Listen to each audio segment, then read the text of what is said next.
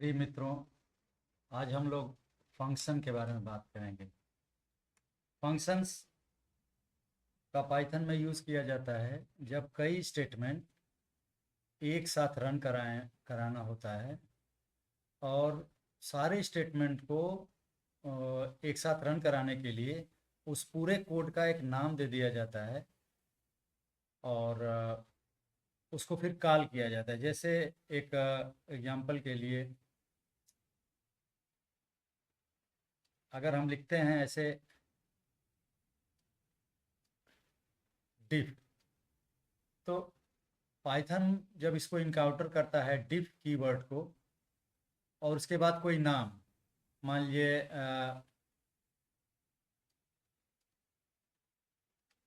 माई फंक, तो ये माई फंक जो फंक्शन का नाम होता है और इसके बाद एक हम ब्रैकेट खोलते हैं जिसके अंदर पैरामीटर हम पास कर सकते हैं, स्मॉल ब्रैकेट, और लास्ट में ये कॉलन देते हैं। क्योंकि ये कंपाउंड स्टेटमेंट है तो एक फंक्शन में ढेर सारे स्टेटमेंट होंगे, तो इस लाइन को हेडर कहा जाता है। इसमें होता है डिफ, ये डिफ कीवर्ड, और फंक्शन का नाम होता है, जैसे मान लिया हमने माई फंक लिख दिया, एक ये ब्रैकेट खोल लेंगे, स्मॉल ब्रैकेट, और कॉलन देंगे, तो ये हेडर हो गया। अब इसमें हम पास कर सकते हैं पैरामीटर डिफरेंट, टाइप नहीं बताने की ज़रूरत है, कामा दे करके एक एक पैरामीटर को अलग कर सकते हैं। जैसे अभी हम कर रहे हैं, ये दो पैरामीटर मान लीजिए पास कर रहे हैं, एक्स कामा वाई। अब इस कॉलन के बाद ये यहाँ पर इंडेंट छोड़ करके 4 स्पेस या और जो भी है हम यहाँ पर स्टेटमेंट लिखते हैं। मान लीजिए पहला स्टेटमेंट, फिर उसी इंडेक्स में दूसरा स्टेटमेंट, फिर ये तीसरा स्टेटमेंट, चौथा स्टेटमेंट। तो ये सारे स्टेटमेंट हमारे रन करेंगे जब फंक्शन को कॉल करेंगे। अब एक एक स्टेटमेंट प्रिंट भी हो सकता है, व्हाइल लूप भी हो सकता है, या कोई वेरिएबल को असाइन कर रहे हैं वैल्यू, ये भी हो सकती है, कुछ भी हो सकता है। मतलब स्टेटमेंट होता है एक सिंगल इंस्ट्रक्शन कंप्यूटर को जो देते हैं। तो ये पूरा ये जो ब्लॉक है, ये यहाँ से यहाँ तक जैसे ये इंडेंट रहता है, जैसे अगर हम देखें ये जो पूरा ब्लॉक है, ये पूरा ये इंडेंट रहता है, मतलब कुछ जगह छोड़ करके, फिक्स जगह, जैसे 4 स्पेसेस या 6 स्पेसेस अपनी सुविधा के हिसाब से, और एक एक स्टेटमेंट हम यहाँ लिखते हैं। और लास्ट में हम ये लिख सकते हैं कि जैसे रिटर्न, रिटर्न का मतलब होता है सारे स्टेटमेंट एक्सिक्यूट करने के बाद ये क्या रिटर्न करेगा। फिर कोई ज़रूरी नहीं है रिटर्न करना, ये रिटर्न कीवर्ड जो होता है ये ऑप्शनल होता है। रिटर्न रिटर्न में अगर कुछ वैल्यू रिटर्न करना है, तो मान लीजिए अगर हम रिटर्न करना है x इंटू वाई, तो ये हम x इंटू वाई रिटर्न कर देंगे। मतलब रिटर्न के बाद हमको जो वैल्यू रिटर्न करना है कुछ भी फंक्शन को, यहाँ पर हमने x इंटू वाई रिटर्न करना है तो हम रिटर्न करा दिए। अब इसको कॉल कैसे करेंगे, इस पूरे ब्लॉक को यहाँ से यहाँ तक, ये जो है इसी के नीचे, ये यहाँ से कॉल करेंगे। जैसे मान लीजिए हम लिख दिए कोई, मान लीजिए कि z इक्वल टू माई फंक, इसमें 2 पैरामीटर पास कर देना है, 2, 3। तब क्या होगा, पहली चीज ये ध्यान देना है कि जब भी हम डिफ लिखते हैं, डिफ फिर फंक्शन का नाम कुछ देना जरूरी होता है। फंक्शन का नाम जो है ये हमको ध्यान देना पड़ेगा कि कोई कीवर्ड ना हो, जैसे इफ, एल्स या वाइल, फॉर, इस तरह के जो कीवर्ड हैं यहाँ पर नहीं होने चाहिए। अपना नाम, और इसमें ये ध्यान देना पड़ेगा कि कैरेक्टर वाले ही से स्टार्ट करना है। नाम में न्यूमेरिक, जैसे ऐसा हम नहीं ले सकते थे, ऐसा हम नाम नहीं लिख सकते कि जैसे ये 3 माई फंक, ऐसे नहीं लिख सकते। शुरुआती में जो है स्मॉल या कैपिटल कैरेक्टर होना चाहिए, उसके बाद कैरेक्टर्स या न्यूमेरिक कुछ भी हो सकता है, अंडरस्कोर भी हो सकता है ये वाला नाम में। तो इसके अलावा जो स्पेशल कैरेक्टर हैं जैसे हैश वगैरह, डॉलर साइन, ये सब हम फंक्शन के नाम में नहीं लिख सकते। तो फंक्शन के नाम में स्टार्ट किया जाता है किसी न किसी स्मॉल या कैपिटल कैरेक्टर से, और प्रिफरेबल ये है, जो कन्वेंशन है वो स्मॉल कैरेक्टर से शुरू किया जाता है, और उसके बाद कैरेक्टर या न्यूमेरिक कुछ भी दे सकते हैं, या बीच में अंडरस्कोर भी दे सकते हैं फंक्शन के नाम में, और कीवर्ड नहीं होना चाहिए फंक्शन का नाम। उसके बाद ये जैसे हम यहाँ देख रहे हैं कि ये पैरामीटर लिस्ट होता है। पैरामीटर लिस्ट में एक एक पैरामीटर या एक एक जो पैरामीटर है, जिसे यहाँ पर x है, ये y है, तो बीच में कामा लगाने से ये दो पैरामीटर हम, इसका मतलब कि जब फंक्शन कॉल होगा तो हम दो वैल्यू पास करेंगे इसको, और इन्हीं दो वैल्यू के ऊपर ये काम करेगा इस बॉडी के अंदर। और कॉलन लिख करके ये इंडेंट करके एक, और सारे स्टेटमेंट फंक्शन के अंदर के स्कोप में जितने भी हैं उनको इंडेंट करके ही लिखा जाता है, एक एक स्टेटमेंट। लास्ट में रिटर्न, और जो वैल्यू यहाँ रिटर्न करना है। रिटर्न कोई जरूरी नहीं है, रिटर्न अगर न भी लिखें तो भी काम चल जाएगा। अब जैसे मान लीजिए इस फंक्शन में एक वैल्यू हम दे रहे हैं यहाँ पर,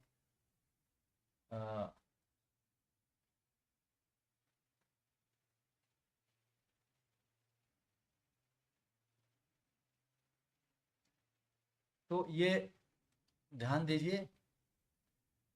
अच्छा, ये पूरा जो डिफ है, जिसे मान लीजिए हम अगर इसमें हम लिख रहे हैं ये माई फंक, फिर हमने यहाँ से लिख दिया इंडेंट करके, मान लीजिए S equal to x plus Y, फिर रिटर्न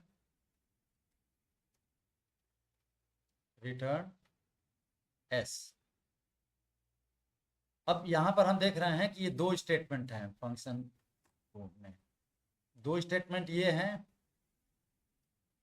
फंक्शन की बॉडी इसको कहा जाता है, इस पूरे जो स्टेटमेंट है। तो पहला स्टेटमेंट है S equal to x plus Y.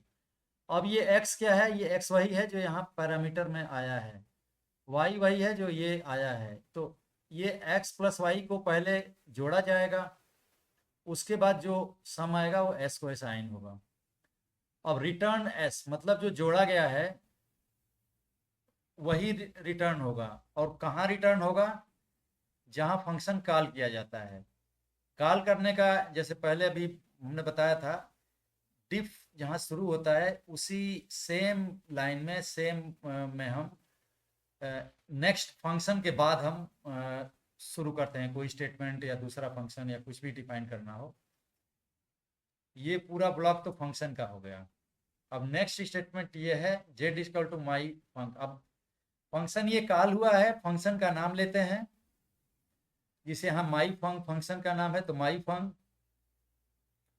और इसके अंदर हम पैरामीटर पास करते हैं स्मॉल ब्रैकेट के अंदर। तो चूंकि ये फंक्शन के हेडर में दो पैरामीटर हैं एक्स और वाई, तो हमको यहाँ पर दो ही पास करना पड़ेगा, ये मैच कराएगा। अगर ये फंक्शन जो कॉल कर रहे हैं यहाँ पर, इसमें अगर दो पैरामीटर हम पास कर रहे हैं तो यहाँ पर भी दो ही होना चाहिए, वो मैच करता है। तो अभी हम इंटीजर पास कर रहे हैं एक्स, ये दो चला जाएगा इस एक्स को, और तीन चला जाएगा इस वाई को।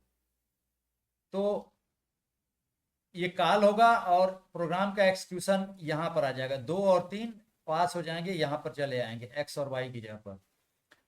अब फंक्शन की बॉडी एक्सिक्यूट होगी, जिसमें एक्स दो है, वाई तीन है, तो दो प्लस तीन फाइव, एस इक्वल टू 5 होगा, फिर रिटर्न एस मतलब 5 रिटर्न हो जाएगा। अब ये रिटर्न होकर कहाँ जाएगा, जहां से कॉल हुआ है, जहां से कॉल होता है फंक्शन वहीं पर उसकी रिटर्न वैल्यू आती है। तो माई फंक यहाँ से कॉल हुआ है, 2-3 पैरामीटर पास हुए हैं, तो रिटर्न वैल्यू जो 5 आएगा वो यहीं पर आएगा और फिर ये असाइन हो जाएगा z को।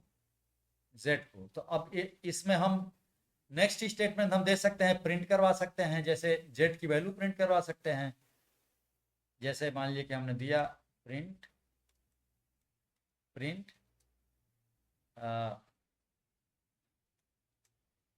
सम इज इक्वल टू कामा दे करके z। तो ये जो प्रिंट होगा वो ये होगा सम इक्वल टू 5, ये इसका आउटपुट होगा। तो ये ध्यान रखना है, कोई भी फंक्शन डिफाइन करना है तो डिफ कीवर्ड से, और ये फंक्शन का नाम, पैरामीटर लिस्ट, फिर इंडेंट छोड़ करके ये सारे स्टेटमेंट, और रिटर्न लिख सकते हैं, नहीं भी लिख सकते हैं। कॉलिंग होती है इसी डिफ के सेम लेवल पर आएंगे और नेक्स्ट स्टेटमेंट करेंगे। यहाँ पर फंक्शन हम कॉल कर सकते हैं, फंक्शन को कहीं भी कॉल कर सकते हैं। जैसे माई फंक है, इसको कहीं से भी कॉल किया जाता है, कोई जरूरी नहीं है कि फंक्शन की डिफिनीशन के जस्ट बाद कॉल करें। जिसे यहाँ पर तुरंत कॉल कर लिया, माई फंक पास कर लिया। तो ये होता है जनरल एक फंक्शन का। अब इसमें हम जाते हैं कुछ और चीज़ें, फंक्शन के जो मेन प्रॉपर्टीज हैं। तो पहली चीज यह है कि फंक्शन जो है नेम्ड ब्लॉक्स होते हैं। जैसे कई स्टेटमेंट होते हैं फंक्शन में और सबको एक साथ एक्सिक्यूट करना पड़ता था। ऐसा अगर जरूरत है तो सारे स्टेटमेंट को एक नाम दे देंगे, फंक्शन का नाम, और कहीं से कॉल कर लेंगे। फिर रीयूजेबल है, अगर हमने एक बार फंक्शन बना दिया तो उसको कहीं भी किसी भी प्रोग्राम में हम यूज कर सकते हैं, ये फायदा होता है। और उसके अलावा मॉड्यूलर होता है, क्योंकि उसको कहीं भी यूज कर सकते हैं फंक्शन को। फिर इसको जो है कुछ और इसके फायदे हैं, डिफ कीवर्ड एक्सिक्यूटेड, ठीक है। फंक्शन कितने तरह के होते हैं? कुछ तो फंक्शन है जो बिल्ट इन फंक्शन है पाइथन में, जैसे ये है स्टैंडर्ड लाइब्रेरी के फंक्शन है। जैसे आपने यूज़ किया होगा, जैसे प्रिंट फंक्शन, ये प्रिंट फंक्शन प्रिंट करने के लिए, लेन फंक्शन किसी भी सीक्वेंस या लिस्ट की में नंबर ऑफ एलिमेंट जानने के लिए, सम फंक्शन जोड़ने के लिए। अब देखिए इनका इनमें भी ये सम है, तो इसका नाम है, फंक्शन का नाम सम है, और स्मॉल ब्रैकेट खोल करके ये पैरामीटर लिस्ट है। इसमें आएगा कि किन किन चीज का सम करना है। उसके अलावा बिल्ट इन फंक्शन के अलावा होते हैं बिल्ट इन मॉड्यूल्स, जैसे बनी बनी डायरेक्टरीज हैं या फाइलें हैं पाइथन की जो हम यूज, जिसे लेन और सम ये सब तो बिल्ट इन फंक्शन है, तो डायरेक्टली हम यूज कर लेंगे, किसी मॉड्यूल को कॉल नहीं करना पड़ेगा, मतलब डॉट ऑपरेटर की जरूरत नहीं है। लेकिन जो बिल्ट इन मॉड्यूल्स के अंदर जो फंक्शन डिफाइन है, जैसे ये है मैथ डॉट SQRT, किसी नंबर का अगर स्क्वायर रूट निकालना हो तो हम करते हैं मैथ को इंपोर्ट करते हैं, import math, then math dot SQRT function call करेंगे, मतलब मैथ मॉड्यूल का SQRT फंक्शन, और इसके अंदर हम पैरामीटर पास करते हैं।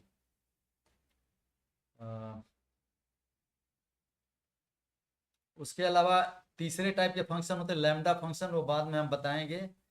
ये एक लाइन के फंक्शन होते हैं, और छोटे फंक्शन सिंगल लाइन में, वो बहुत सिंपल होते हैं और डेटा साइंस में बहुत यूज किया जाता है इनका। रिकर्सिव फंक्शन वो होते हैं जो खुद को बार बार कॉल कर लेते हैं, ये भी बाद में बताएंगे।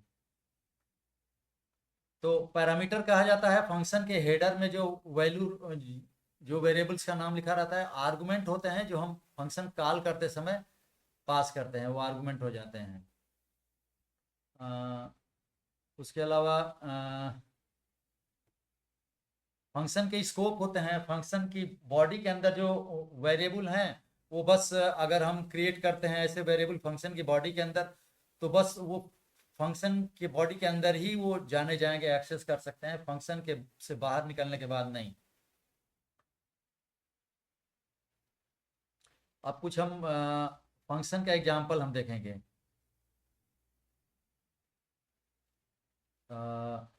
जैसे ये है, एक सिंपल सा एग्जांपल है। इसमें जो है ये कोड है, देखिए इसमें हमने डिफ का यूज किया है। डिफ और स्पेस दे करके हेलो लिखा है, तो नाम हो गया फंक्शन का हेलो, और ब्रैकेट खोलकर कुछ लिखा नहीं है, मतलब कोई पैरामीटर लिस्ट नहीं है इसमें। कॉलन लगाकर फिर इंडेंट कर दिया 4 स्पेस, फिर प्रिंट, प्रिंट फंक्शन कॉल कर लिया। प्रिंट जो है पाइथन का बिल्ट इन फंक्शन है, इसके अंदर हेलो वर्ल्ड पास किया, तो ये एक्चुअली हेलो वर्ल्ड प्रिंट कर देगा। अब इस हेलो फंक्शन को हम कॉल यहाँ कर रहे हैं, देखिए इसी लेवल पर है ये। डिफ जितने इंडेंटेशन पर है उसी लेवल पर हम हेलो कॉल करेंगे। अब चूंकि फंक्शन के डिफिनीशन में कोई पैरामीटर नहीं है, इसीलिए जब हेलो कॉल करेंगे तो कोई आर्गुमेंट हम नहीं पास कर रहे हैं। अब हेलो जब कॉल करेंगे तो एक्सक्यूशन यहाँ जाएगा, फंक्शन कॉल करेगा ये हेलो, फिर इसकी बॉडी में आएगा, बॉडी में एक ही स्टेटमेंट है, प्रिंट हेलो वर्ल्ड। तो इस अगर शेल को रन कराएंगे तो हमको देखिए क्या प्रिंट होता है। कॉल कर लिया हमने फंक्शन और हेलो वर्ल्ड प्रिंट हो गया। तो इस तरह से फंक्शन जो है डिफाइन किया जाता है, स्टेटमेंट लिखे जाते हैं और कॉल किया जाता है। ये अगला एक और फंक्शन देखते हैं, ये हेलो 2 है, इसका नाम डिफ हेलो 2। इसमें भी कोई पैरामीटर नहीं है। कॉलन के बाद इसमें ढेर सारे स्टेटमेंट हैं, देखिए इसमें 4 स्टेटमेंट हैं। चारों स्टेटमेंट को एक पैकेज कर दिया हमने हेलो 2 फंक्शन के नाम से। अब इसमें पहला काम हो रहा है हेलो वर्ल्ड ये प्रिंट करना है। पहला काम ये हेलो वर्ल्ड प्रिंट हो रहा है, और इसमें जो दूसरा काम हो रहा है x comma y equal to 2 comma 3, ये 2 वेरिएबल हम एक साथ इनिशियलाइज कर रहे हैं।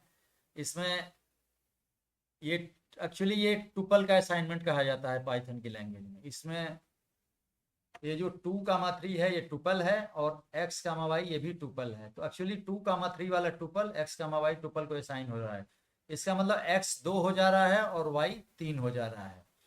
अब जो थर्ड स्टेटमेंट है z equal to x plus y, इसमें हम देख रहे हैं कि x और y जोड़ेंगे और z को असाइन होगा, तो 2 और 3 5, z को 5 अच्छा है, सम इज 5, ये प्रिंट हो जाएगा। अब इस पूरे 4 स्टेटमेंट के फंक्शन को हम यहाँ कॉल कर रहे हैं हेलो 2।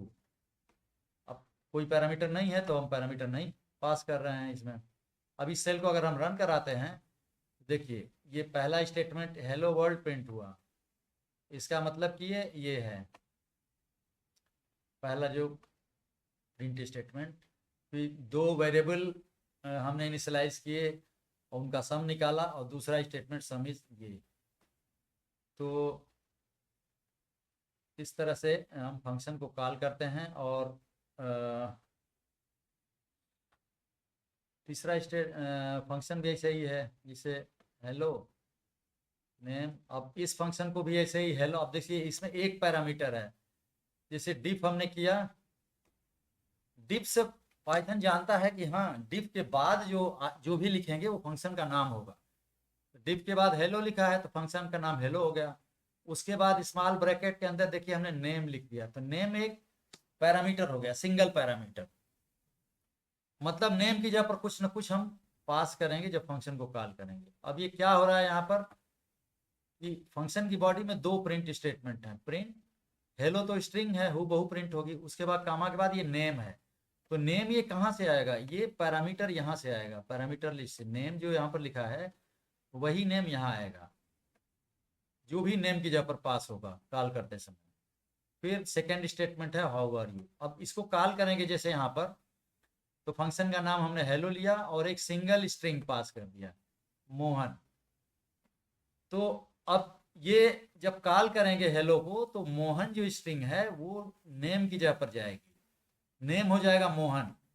फिर प्रिंट हो जाएगा हेलो मोहन। और फिर हाउ आर यू। इसको, इस सेल को अगर रन कराते हैं, देखिए ये हेलो मोहन प्रिंट हुआ है। ये पहला स्टेटमेंट, क्योंकि मोहन हमने पास किया था, फंक्शन हेलो को कॉल करते समय हमने मोहन स्ट्रिंग पास किया था और ये नेम भी मोहन हो गया था।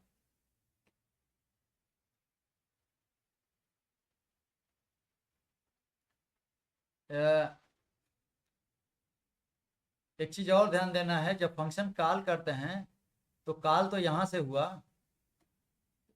कॉल हुआ फिर यहां गया प्रोग्राम, दो स्टेटमेंट एग्जीक्यूट किया।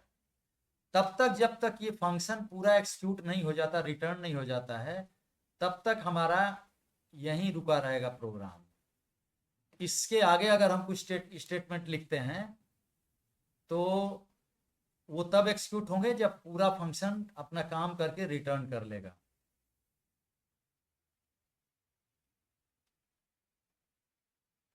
और अगर कोई रिटर्न वैल्यू नहीं है, जैसे यहाँ पर है, जैसे देखिए हमने कोई रिटर्न नहीं किया, यहाँ पर रिटर्न वैल्यू नहीं है, तो ये नन रिटर्न करेगा। तो रिटर्न लिखना जरूरी नहीं है, अगर रिटर्न कुछ वैल्यू कराना है तभी जरूरी है, नहीं तो नहीं जरूरी है। ये भी उसी तरह का फंक्शन है जैसे डिफ माई सम फंक्शन है। इसमें दो पैरामीटर पास हो रहे हैं, देखिए ए कामा बी, और कॉलन देकर ये sum equal to A plus B return sum, जैसा हमने बताया था पहले उसी तरह का है। तो अब इसमें पैरामीटर लिस्ट में ए और बी है, तो ए और बी की जगह पर वो वैल्यू जाएंगी जब हम कॉल करेंगे और आर्गुमेंट पास करेंगे। अब यहाँ पर एक x3 y5 डिक्लेयर किया, और यहाँ पर हम कॉल कर रहे हैं, देखिए माई सम फंक्शन, क्योंकि वही नाम है, और x और y दो पैरामीटर पास कर रहे हैं। x 3 है, y 5 है, तो 3 और 5 ए और बी की जगह पर जाएगा, और फंक्शन की बॉडी में ए प्लस बी जुड़ेगा, सम को असाइन होगा, सम हो जाएगा 8, और यहाँ पर हम रिटर्न करवा रहे हैं, रिटर्न सम, 8 रिटर्न होगा। 8 रिटर्न होकर होकर यहाँ आएगा। फंक्शन जब रिटर्न करता है तो रिटर्न वैल्यू वहाँ भेजता है जहाँ से कॉल किया जाता है। हमने यहाँ कॉल किया था तो यहाँ वैल्यू आएगी, यहाँ पर रिटर्न वैल्यू 8 आएगी, और 8 असाइन हो जाएगा रिजल्ट को, वही प्रिंट हो जाएगा, sum of the two numbers equal to result. तो जब तक ये रिजल्ट ये रिटर्न नहीं करेगा तब तक ये प्रिंट नहीं होगा, सम ऑफ टू नंबर्स। अभी इसको हम रन कराते हैं इस सेल को, तो हम देखेंगे ये सम ऑफ टू नंबर्स टू 8 ये प्रिंट हो गया।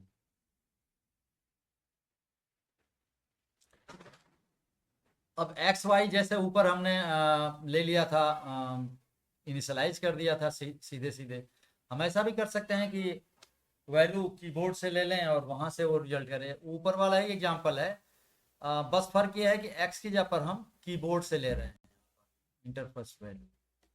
ये इनपुट जो फंक्शन है पाइथन का, वो हमारा वेट करता है जब तक कीबोर्ड से कुछ इंटर नहीं करते हैं, और इंटर फर्स्ट नंबर ये प्रिंट कराएगा हमारे समझने के लिए। ऐसे ही जो भी इनपुट करेंगे वो स्ट्रिंग के रूप में आएगा, नंबर भी होगा तो स्ट्रिंग के रूप में आएगा, और इंट से हम टाइप कास्ट करेंगे उसको इंटीजर बनाने के लिए। ऐसे ही ये भी है, ये अलग स्टेटमेंट है, इसमें भी इंटर सेकंड नंबर प्रिंट होगा, और जो भी देंगे वो यहाँ पर स्ट्रिंग बन के आएगा, और ये इंट इसको इंट इंटीजर बना देगा स्ट्रिंग को। तो अब एक्स वैल्यू वाई वैल्यू दो वैल्यू आई, और माई सम हमने कॉल कर लिया, एक्स वाई पास कर दिया जो कीबोर्ड से लिए थे। फंक्शन कॉल होगा, दोनों वैल्यू जोड़ी जाएंगी और सम रिटर्न होगा, तो अब रिजल्ट में सम आएगा, प्रिंट हो जाएगा सम ऑफ टू नंबर्स। इसको रन कराते हैं, तो जैसे मान लीजिए अगर हम ऐसे करें, रन कराएं, तो इंटर फर्स्ट नंबर आ रहा है, फर्स्ट नंबर मान लिया अगर हमने 6 दे दिया, फिर आ गया inter second number, inter second number मान लिया हमने 7 दे दिया, इंटर कर दिया, देखिए तो एक्स वाई दोनों वैल्यू हमने दे दिया। उसके बाद फंक्शन कॉल हुआ, माई सम फंक्शन कॉल हुआ, 6 और 7 पास हुए, उनका जोड़ करके रिटर्न आया रिजल्ट में, और ये प्रिंट हो गया sum of two numbers equal to 13। तो ये एक और एग्जांपल था करने के लिए। एक और एग्जांपल हम लेते हैं फंक्शन का, डिफ, और फंक्शन का नाम टाइम्स है, दो पैरामीटर इसमें पास होंगे एक्स और वाई, और रिटर्न हो रहा है एक्स इंटू वाई, मतलब जो भी पास होंगे उनका मल्टीप्लाई होगा। इसमें हम पहली बार दो इंटीजर पास करते, देखिए और इसमें अंतर ही है पाइथन में यहाँ पर वेरिएबल का टाइप नहीं बताया जाता है, जैसे जावा में सी होता है, इंटीजर बताते हैं या कार टाइप का, सीधे सीधे नाम लिख लेते हैं, और पाइथन अपने आप वो समझ लेता है कि वो इंटीजर होगा कि फ्लोट होगा कि स्ट्रिंग होगी या कैरेक्टर होगा। तो टाइप नहीं बताया जाता है फंक्शन के पैरामीटर लिस्ट में। अब इस फंक्शन को कॉल हम यहाँ कर रहे हैं, टाइम्स फंक्शन कर रहे हैं, 2 और 4 दो वैल्यू पास कर रहे हैं, तो एक्स वाई की जगह पर 2 और 4 आ जाएगा, और 2 और 4 मल्टीप्लाई करके 8 होगा, रिटर्न हो जाएगा 8, 8 असाइन हो जाएगा एक्स को, और 8 प्रिंट भी हो जाएगा ये।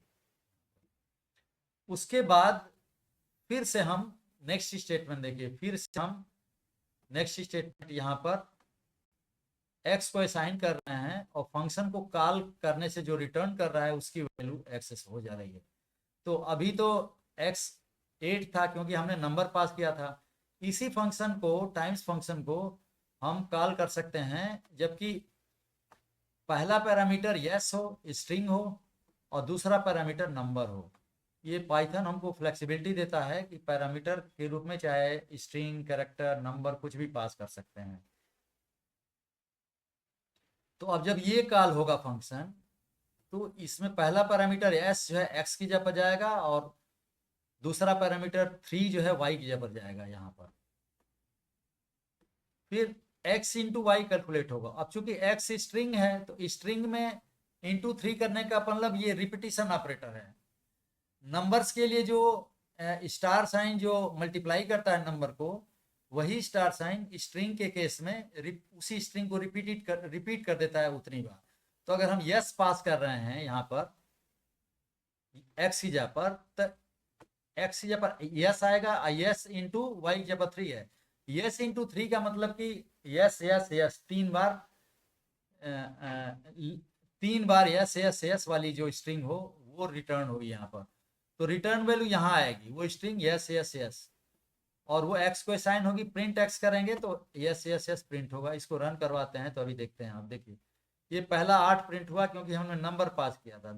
दूसरे बार जब स्ट्रिंग पास किया यस को तो यस यस यस आया। तो कहने का मतलब हम कुछ भी पास कर सकते हैं फंक्शन को।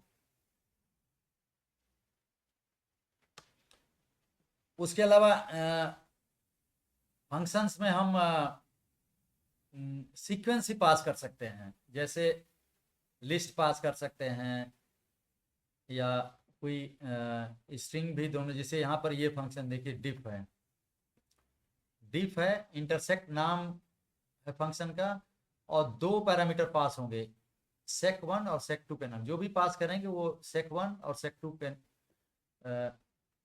रूप में आएगा। अब इसकी बॉडी ये है, फंक्शन की पूरी बॉडी, ये सारी बॉडी ध्यान दीजिए इंडेंटेशन करके है फंक्शन की बॉडी में। इस फंक्शन की बॉडी में 3 स्टेटमेंट हैं। पहला स्टेटमेंट तो एक एम्प्टी लिस्ट है, दूसरा स्टेटमेंट ये फॉर लूप है, यहाँ से फॉर के अंदर एक इफ है, ये सारा मिलाकर एक स्टेटमेंट है, और उसके बाद ये रिटर्न हो गया। अब इसमें क्या होगा वो देखते हैं। अब फंक्शन में डिफाइन करने का ये पूरा ब्लॉक फंक्शन का डिफिनीशन है। तो पाइथन एक्सक्यूशन यहाँ से नहीं स्टार्ट करेगा, पाइथन एक्सक्यूशन स्टार्ट करता है जब हम फंक्शन को कॉल करते हैं। तो इस पूरे फंक्शन के डिफिनीशन ब्लॉक से बाहर इस इतने से पाइथन समझ लेता है कि ये कोई फंक्शन है, लेकिन एक्सिक्यूट नहीं करेगा। एक्सिक्यूट करेगा जब कॉल करेंगे। कॉल कहाँ कर रहे हैं? डिफिनीशन के बाद यहाँ कॉल कर रहे हैं। ये फंक्शन का नाम इंटरसेक्ट है तो फंक्शन का नाम ले लिया इंटरसेक्ट। अब चूंकि रिटर्न वैल्यू है यहाँ पर, रिटर्न करेगा फंक्शन, तो फंक्शन कॉल करने के बाद और पैरामीटर पास करने के बाद जो रिटर्न आएगा यहाँ आएगा, वो रिटर्न कॉमन के साइन होगा और प्रिंट हो जाएगा कॉमन। तो यहाँ पर जब कॉल कर रहे हैं रिटर्न को, इंटरसेक्ट फंक्शन को, तो दो स्ट्रिंग पास कर रहे हैं, काइंड और मिल्क। तो ये sec1 की जगह पर काइंड आएगा और sec2 की जगह पर मिल्क आएगा। जब कॉल करेंगे फंक्शन को। तो पहला स्टेटमेंट एक एम्प्टी लिस्ट ये असाइन करेगा, फिर एक्सक्यूशन जाएगा फॉर लूप पर, ये पूरा फॉर एक्स इन sec1। अब sec1 तो काइंड है, काइंड की स्ट्रिंग है, इसमें फॉर अगर इन ऑपरेटर यूज करेंगे यहाँ पर तो एक्स की जगह पर पहले के आएगा, फिर आई आएगा, फिर एन आएगा, डी आएगा। अब फॉर लूप की बॉडी ये है, इसमें इफ स्टेटमेंट है यहाँ पर। तो सपोज पहली बार sec1 में काइंड आया और यहाँ पर फॉर एक्स इन sec1, मतलब पहली बार x में के आएगा, कैपिटल के। अब फॉर लूप की बॉडी में जाएगा, जो इफ स्टेटमेंट को पाएगा, तो इफ x इन sec2। अब वो चेक करेगा कि जो x की जगह पर आया है, अभी तो के आया है कैपिटल के, इन ऑपरेटर चेक करेगा sec2 में। sec2 वो है जो पास हुआ है यहाँ पर, मतलब जो पास हुआ मिल्क, तो वो चेक करेगा कि मिल्क स्ट्रिंग के अंदर ये x की जगह पर के है कि नहीं है। तो अभी तो है, तो वो क्या करेगा, जब इफ का ये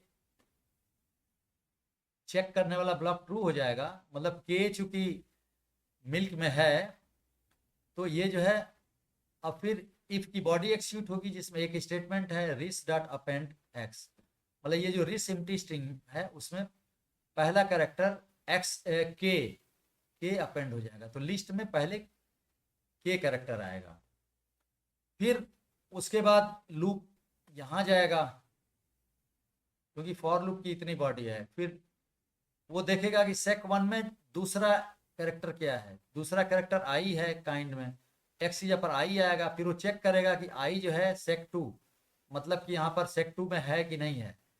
तो आई चूंकि यहाँ पर sec2 में मिल्क है, मिल्क में भी है, तो जब ये ट्रू हो जाएगा इफ वाला, तो अपेंड कर, मतलब आई भी आ जाएगा उसमें, इस लिस्ट में अपेंड हो जाएगा। फिर जाएगा फॉर लूप के, फिर इस हेडर में sec1 में थर्ड कैरेक्टर n है, x की जगह पर n आएगा, फिर n को चेक करेगा कि मिल्क में है कि नहीं है, तो n तो मिल्क में नहीं है, तो अपेंड नहीं करेगा। फिर लास्ट sec1 में जो d है, काइंड का d, वो x की जगह पर साइन होगा। फिर d sec2 में भी d भी नहीं है मिल्क में, तो वो भी नहीं होगा। तो केवल m और i, केवल k और i दो कैरेक्टर ऐड हो रहे हैं, कॉमन की जगह पर आएंगे, और वही जो रिस है, ये यहाँ पर रिस, यहाँ पर एक लिस्ट रिटर्न हो रही है जिसमें दो कैरेक्टर होंगे, मतलब के और आई। वही लिस्ट कॉमन को असाइन हो जाएगी और वही लिस्ट प्रिंट होगी। जब ये प्रिंट कॉमन स्टेटमेंट रन कर लेगा, तो अब एक्सक्यूशन जाएगा, ये एक्स इक्वल टू, फिर इंटरसेक्ट फंक्शन कॉल कर रहे हैं हम यहाँ पर। अब इसके अंदर हम ध्यान दीजिए, यहाँ पर पहला पैरामीटर जो है स्मॉल ब्रैकेट के अंदर, ये खुद में एक लिस्ट है जिसमें 3 एलिमेंट हैं, 1 2 3। फिर कामा के बाद दूसरा पैरामीटर है एक टुपल है जिसमें 2 एलिमेंट हैं, 1 और 4। तो जब इंटरसेक्ट फंक्शन को कॉल करेंगे, तो ये लिस्ट जिसमें 1 2 3 3 एलिमेंट है, वो sec1 को असाइन होगी यहाँ पर, sec1 को। और ये 1 और 4 दो एलिमेंट वाला जो टुपल है, वो sec2 को असाइन होगा। फिर एक्सक्यूशन वैसे ही हुआ, वो चेक करेगा कि sec1 में से, अब sec1 में तो 1 2 3 है, जैसे पहले काइंड था, तो अभी यहाँ पर 1 2 3 हो, पहले 1 आएगा, 2 आएगा, फिर 3 आएगा x की जगह पर। यहाँ वो चेक करेगा कि यहाँ पर इस टुपल में इन sec1, फिर वो यहाँ पर इफ चेक करेगा कि sec1 का जो x है वो sec2 में है कि नहीं है। तो एज एन एग्जाम्पल देखेंगे, sec1 में पहले जो 1 है, तो वो चेक करेगा कि sec2, मतलब ये 1 और 4 वाले टुपल में है कि नहीं, तो वो तो है, तो रिस में अपेंड हो जाएगा यहाँ पर 1। फिर अगली बार जाएगा तो sec1 का दूसरा एलिमेंट लेगा, 2 लेगा, यहाँ पर 2 जो पास किए थे, x की जगह पर 2 हो जाएगा। फिर वो ये रन करेगा 2 इन sec2, तो 2 तो यहाँ पर नहीं है, इस sec2 जो टुपल पास हुआ है, तो वो अपेंड नहीं होगा। तो इसी तरह से जैसे 3 है, 3 भी नहीं है, तो केवल 1 है, तो ये रिस में केवल 1 आइटम होगा रिस वाली लिस्ट में, और वही रिटर्न हो जाएगी। तो फंक्शन रिटर्न करके यहाँ पर आएगा जहाँ से कॉल हुआ है, इस यहाँ पर आएगा रिटर्न वैल्यू, सिंगल एलिमेंट वाली लिस्ट वो असाइन हो जाएगी एक्स को। तो अब प्रिंट जो एक्स है वो वही एक लिस्ट रिटर्न करेगा। अब इसको रन कराते हैं तो देखिए ये अभी पहली बार ये जो कॉल किया इंटरेस्ट फंक्शन, इसने दो एलिमेंट वाले लिस्ट को रिटर्न किया के और वाई जो कॉमन थे।